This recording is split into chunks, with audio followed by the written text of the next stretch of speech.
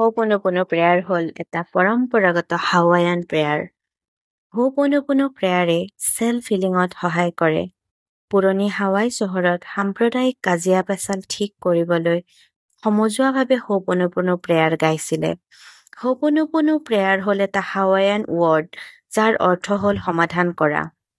Modern হাৱাই চহৰত doctor ইহালেউকালা হিউলেনে পুনৰ হো'প'নোপ'নো প্ৰেয়াৰৰ প্ৰচলন কৰিছিল তেওঁৰ পেচেণ্টসমূহক ঠিক কৰিবৰ কাৰণে আৰু বহুত অশান্তি কৰি থকা মেণ্টেল পেচেণ্ট মানসিকভাৱে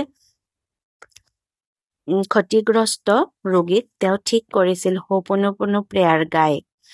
আৰু হো'প'নোপ'নো প্ৰেয়াৰ গোৱাটো একদমেই সহজ, মাত্ৰ আমি ক'ব লাগে হো'প'নোপ'নো প্ৰেয়াৰ গোৱাৰ টাইমত আমি 108 বাৰ আমি ক'ব লাগে I am sorry, please forgive me, thank you, I love you।